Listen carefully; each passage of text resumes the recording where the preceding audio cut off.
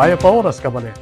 Kaya tabing mabilog ang pwersa ni GNN TV44 pag yela rin makapanawat na pala istoryang dapat siya mabalu. Kapamilatani, garantisado, kumpleto, ampong balansing informasyon. O rin po rin balitang may kalap Yening Huwebis, April 10, 2025.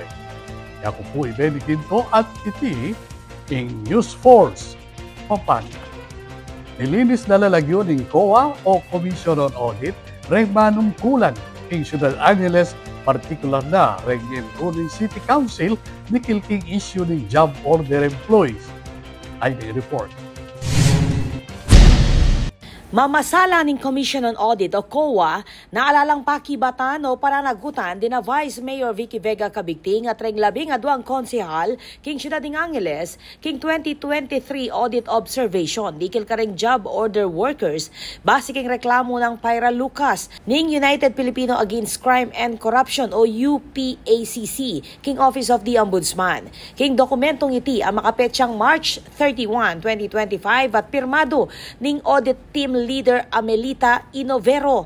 Kinumpirma ng COA na yung amanwang issue closed and exited ni at alang mita lang disallowances, suspensions o na anumang kaso laban ka reng opisyal. Reng konsehal, may klaro mo naman king issue. Apin din na councilors JC Aguas, Chris Cortez, Dr. Alfie Bonifacio, Marino Banyola, Dan Lacson, Jay Sangil, Ed Pamintuan, Rocco Del Rosario, Attorney Arvin Sulier, Alex Indionco, Jeremiah Alejandrino at Arnoa Mandani. Agpangking karelang counter affidavit. Alay ang gustong batayan ng reklamo na binasi mo kanu king maling interpretasyon ng audit findings. Dagdag na pa, yarin kanu otorisado'y Lucas ibat king UPACC bang misampang reklamo. Tinanggi na rin opisyaling akusasyon na ghost employees la, reng 171 job order employees. Mamasala dareti na rin nga manuang talapagobra, aktibo lang makadestino king Kilwalo Field bilang researchers, data gatherers, garbage checkers at aliwapa. Inya, kinulay tareng manungkulan na ibasura yung reklamo uling alaya kanong masalang batayan at metong mo kanong klase ning pamanira. Pasibayod ang dinikdik dina Vice Mayor Vicky Vega Cabigting at reng 12 councilors ing karelang pamanalakaran king tapatapa magserbisyo kareng ang Ileños. Ako po, Patricia Mamangon para king News Force Pampanga. Balitang tutuking balen, susuyo. Karen pong kabale na mag-vape 10. Kayag na ni pamangira kareng na kumpiskang electronic vape at tinlakanong ikitan ang makasamot antimong lason ing likidura reti. Ay report ng Patricia Mamang. Seryoso ya kano'y gobyerno na pasik na nga ng aksyon laban king smuggling. Pegmaragol ng Presidente Ferdinand Marcos Jr. ing balaw sa pamangumpiska at pamanyira kareng pinuslit a produkto, partikular na reng electronic vapes kilub ning milaba sa alos adwang banwa. King gena pa na inspeksyon at condemnation dareng confiscated smuggled vapes king Bureau of Customs o BOC. Tuklula king 3.5 billion pesos reng alaga dareng asam sa ma vapes inyang 2023 at alos Mido Blilareti nganing banwa. January to March, we are well on our way also to achieving even more seizures of these illegal vapes. They have smuggled these in without any permits, any kind of documentation. At pinagbibili na nga dito sa Pilipinas. Mapilan kanu kareng linaweng vape liquid, ating lason, ating packaging dareti, antimo manamuyot pa kareng ana. Yung iba rito na ininspeksyon natin ay nahanapan may lason na nakapasok doon sa liquid na ginagamit na pang vape. Kaya lalong-lalo na nakakabahala dahil kung titignan natin yung packaging talagang para sa bata. Kaya ang target market nila bata.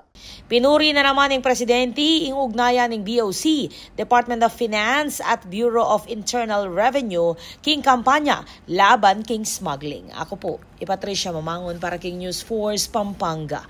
Balitang tutuking balen. Positibo yay senatorial candidate Kiko Pangilinan. Nagyuyang ipababaing presyo ng manimunang panyaluan nutok kanyang gustong sistema kalupa ni gagawa na kanu inyang 2014. Any report. Kumpiyansa yaing kabalen ay dating Senator Francis Kiko Pangilinan na agyuyang apababa impresyon ng Panyaluan lakwas ng abyas. King kayang pa magbisita king palengke ng Siyudad San Fernando inyang April 9, kinuwento na keting kayang meging karanasan at agawa bilang Presidential Assistant for Food Security and Agricultural Modernization o PAFSAM inyang panahon ng dating Presidente Benigno Aquino III inyang 2014. Alam nyo ba? Diba noon, maraming mag-a-agree, sasang-ayon na yung 1,000 piso noon, 500 piso noon, maraming nabibili noon.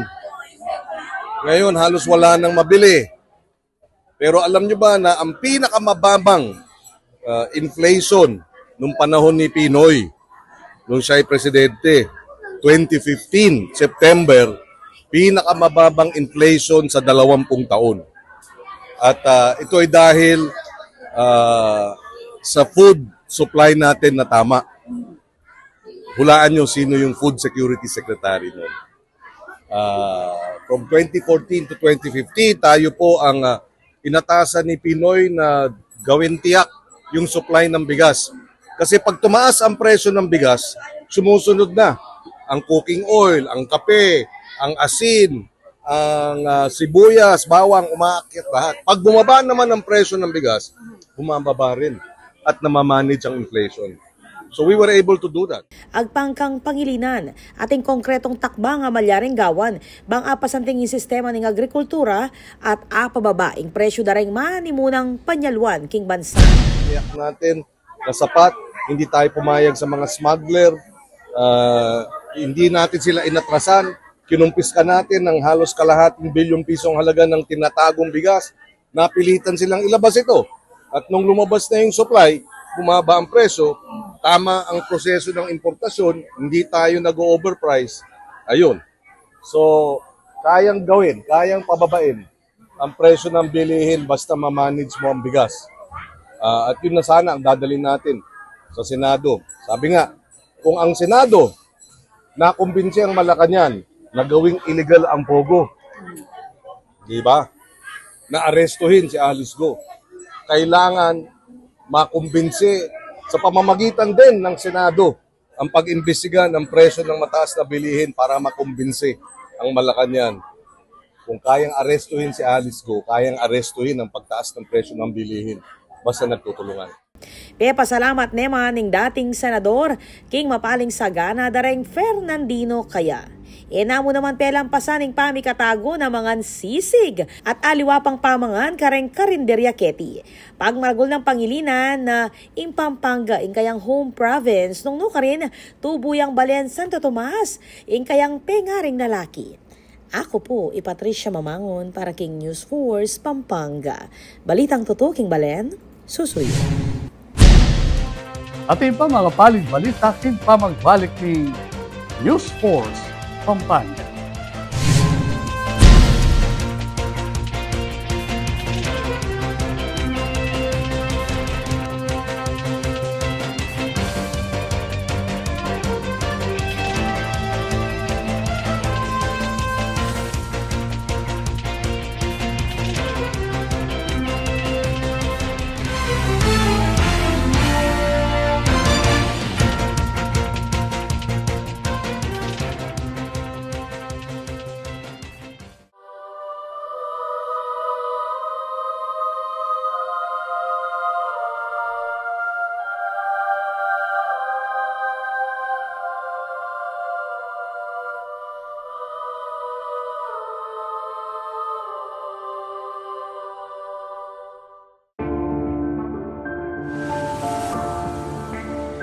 Sabi nila, wala ka daw ginawa nung nakaupo ka sa Senado.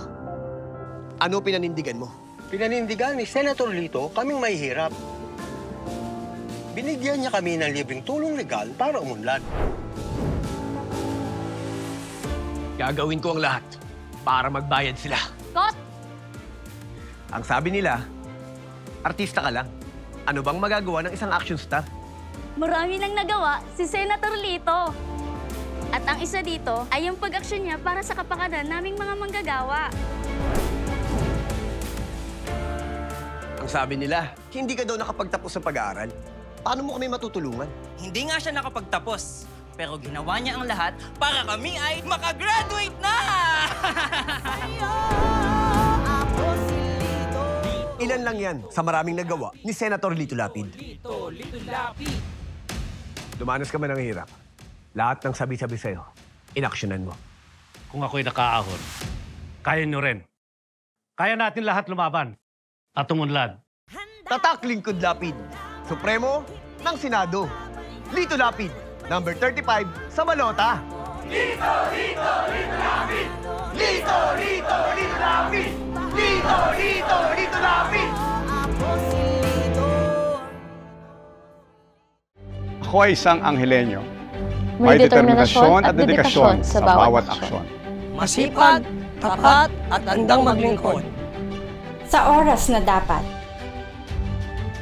Makatao at may paninindigan. Malikhain at may inisyatiba. May puso para sa masa, handang protektahan ang kapaligiran. Para sa kinabukasan. Ako ay isang Anghelenyo. Ako ay isang Anghelenyo. Ako ay isang Anghelenyo. Ako ay isang Anghelenyo. Ako ay isang Anghelenyo. Handa ako para sa lungsod. Buong pusong maglilingkod sa inyo.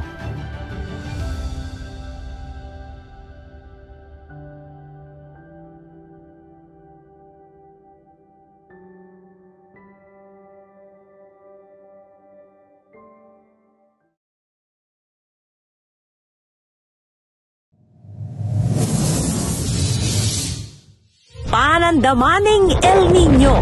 Kuntoro papali o mitatasing temperatura, daragul mo naman ing pamangailangan king kuryente. King daragula demand king kuryente asang kaning paning pamangamit kareng appliances kalupaning aircon, freezer at refrigerator. Asahan tamo naman na siguradong tuki ing kimot ning presyo ning kuryente amani batan king wholesale electricity spot market. Inya naman papaganakan ning Sfelapco kareng hanggang consumers ing paniguradong pamagbayo ning konsumo at presyo ning kuryente balang kilowatt hour. Manatiling makayantabe king kaya kaming Facebook page para kareng latest advisory. Beto nga paganaka, ibat king Sfelapco.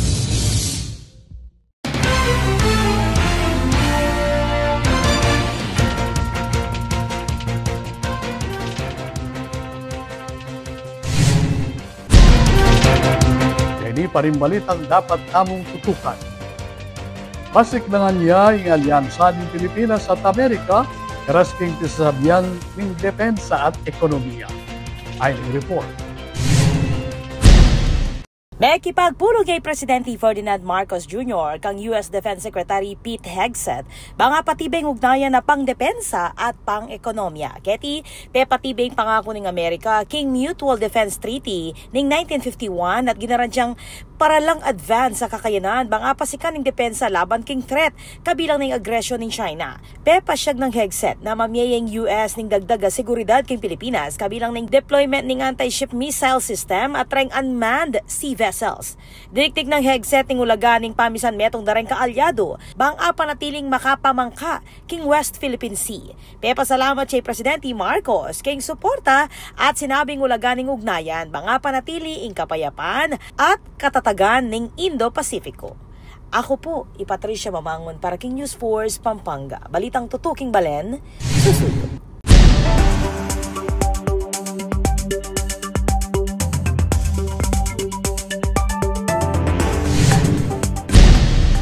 Katamong pakibaluan ng bilining panahon king lalawigan, ilog, ing 24 oras. Bala-balawas pa mo rin ing epekto ng easterlies o ing mapaling angin amanibatan king dagat Pasipiko king Maragula parti ning bansa. Pauli na niti mapali at malisangan na panon ing aranasan. Samantala, bandang Southern Mindanao, mamapekto naman ng ITCZ o Intertropical Convergence Zone ang magdala naman malulam at mauran na panahon. Ala naman na namang weather disturbance kakiting pag-asa, ilog at luwal ng Philippine Area of Responsibility.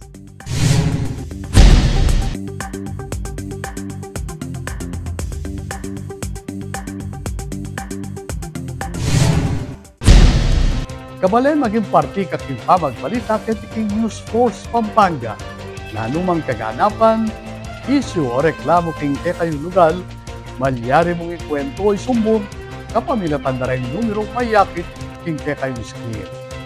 Malyari mo naman mag-post king kayong Facebook account. Panalakaran ng News and Public Affairs Team ng GNN TV 44, ingalinan kayong mata sa kalidad ng lokal na pamagbalita bilang panatang serbisyo karing sablang Kapampangan. I'll bring you lang ang webis ay nakalap na istorya katiking probinsya. Yako po ay Benny Ginto at ini ang News Force Pampanga. Balitang tuto, Himbalen, susunod. Kaya bayon ng segment, arekta mismo. Kaya katayang pakibaluan, ang mas malalam, i-re-electionist Vice Mayor BJ Lagman.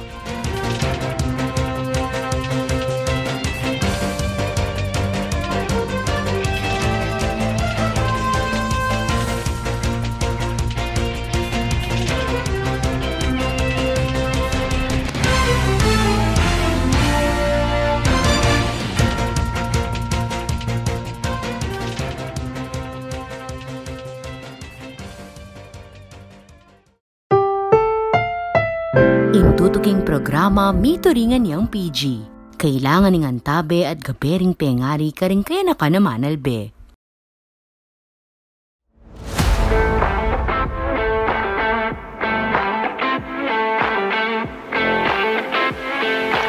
Nano mong ayang pangmuking balen?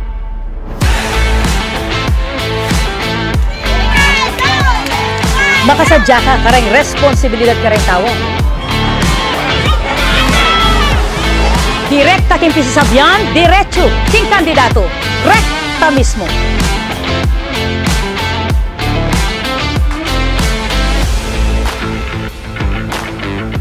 Kilalanin si re-electionist Vice Mayor Benedict Jasper BJ Lagman ng lungsod ng San Fernando.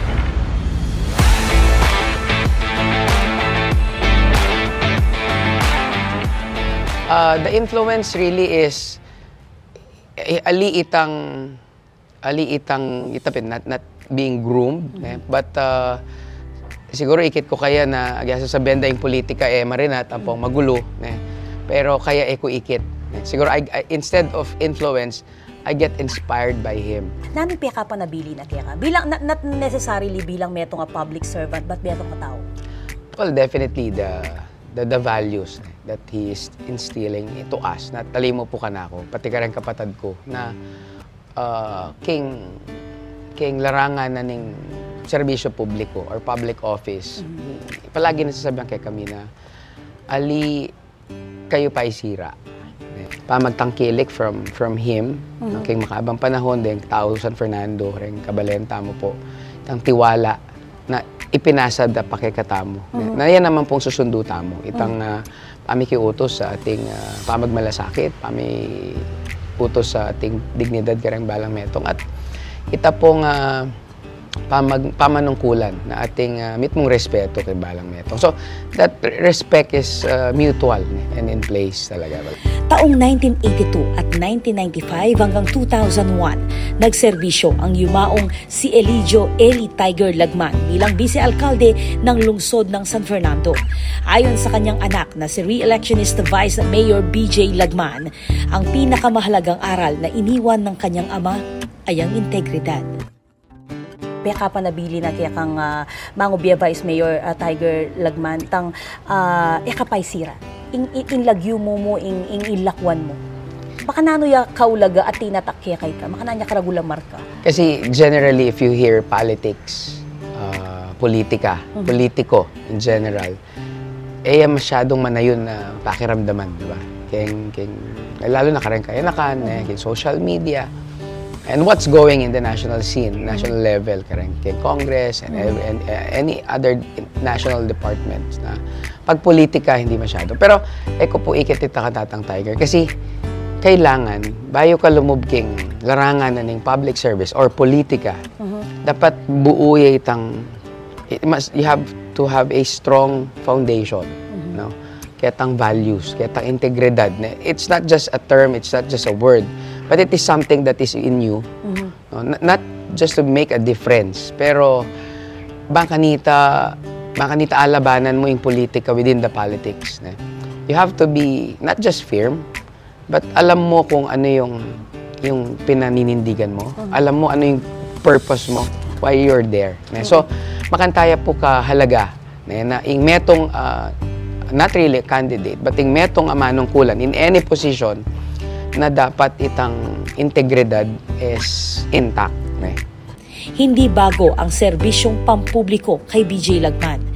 Mula sa pagiging chairman ng Sangguniang Kabataan noong 1996, naging barangay kagawad sa Barangay San Agustin at iniupo ng mga Fernandino bilang konsehal bago pinagkatiwalaan bilang kasalukuyang vice mayor ng San Fernando.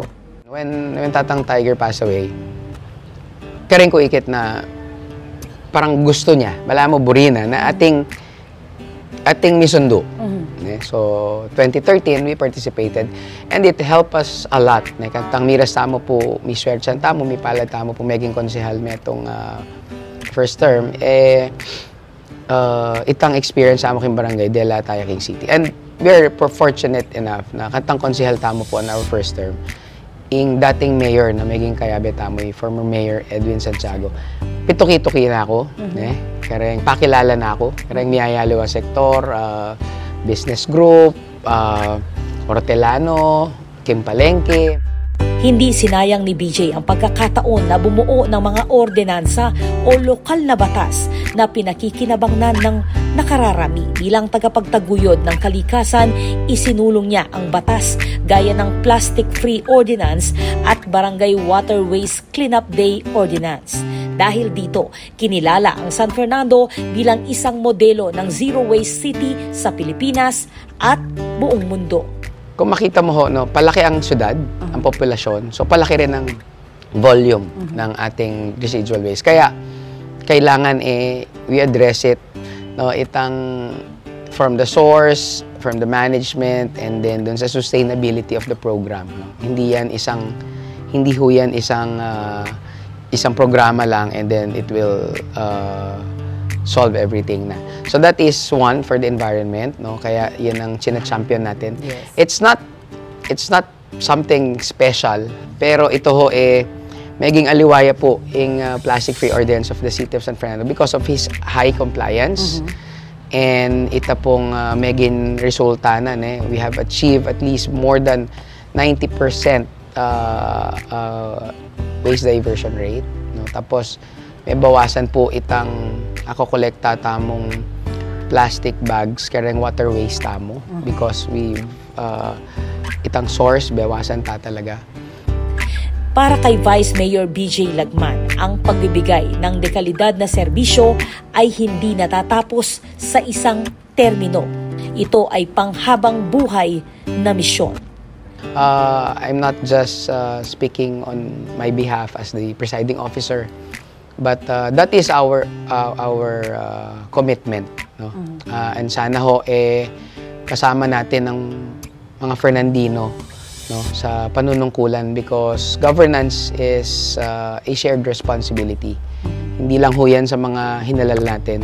Kailangan kasama ang mga tao kasi wala ho magiging effective or successful na program ang syudad kung hindi natin pagtutulungan at tatangkilikin. Karem pong kasyudad tamo, kay Syudad San Fernando, pasalamat tamo po kay lokal na pamahalaan, kayo pong patuloy na pag-antabi, pagsuporta at magparticipate kareng programa ng city government at sana po kareng daratang nga panahon potang mamili ng kayatamo pong pasibayong maging kapag-obra bilang alkalde, vice-alkalde at konsehales na kayatamo syudad ang tabayanan tala pa mo rin po ng programa para king metong mas maunlad a Syudad San Fernando. Mabuhay po ang Syudad San Fernando, mabuhay po ang mga Fernandino, and that in all things, God may be glorified. Pilan mong minuto pero siksik bang mas akilala la rin kandidato aburi yung pagkatiwala. Kabalen, ing gustong desisyon, manibatan niya. King gustong impormasyon. Pasibayo, ako po, Patricia Mamango natiti. in recta mismo.